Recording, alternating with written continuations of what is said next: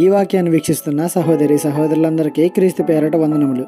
ఈరోజు వాక్యం ద్వారా దేవుడు మనతో చెప్తున్న మాట, పౌలును శీలయును చెప్పిన సంగతులు అలాగున్నవో లేవో అని ప్రతి దినమును లేఖనములు పరిశోధించుచూ వచ్చిరి.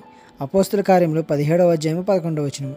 ఈ వాక్యంలో బెరాయ ప్రజలు విన్న వాక్యాన్ని సరిగా ఉందో లేదో అని పరిశోధించారు. అలా పరిశోధించారు కాబట్టే వారు విశ్వాసం ఉంచారు. యేసుక్రీస్తుని సొంత రక్షకునిగా అంగీకరించారు. ఒకవేళ విన్న వాక్యంలో నిజం లేకపోతే ఆ వాక్యానికి ఖచ్చితంగా ఎదురు తిరిగేవారేమో. కానీ ఇప్పుడున్న ప్రజలకి వాక్యంలో ఖచ్చితం ఉన్నా లేకపోయినా కల్పనా కథలు, కళ్ళబొల్లి మాటలు ఉంటే చాలు. వాక్యంలో కొద్దిపాటి హాస్యం తోడైతే ఇంక ఎన్ని గంటలైనా అలా వింటూనే ఉంటారు. అదే వాక్యాన్ని ఇంకొంచెం అప్డేట్ చేసి అద్భుతాలు, ఆశ్చర్యకార్యాలు, ప్రవచనాలు చెప్తే ఇంకా పాస్టర్ని దేవుడిలా కొలుస్తారు. ఎవరు ఏ వాక్యం చెప్పినా వినాలి, కానీ విన్న వాక్యాన్ని సరిచూసుకోవాలి.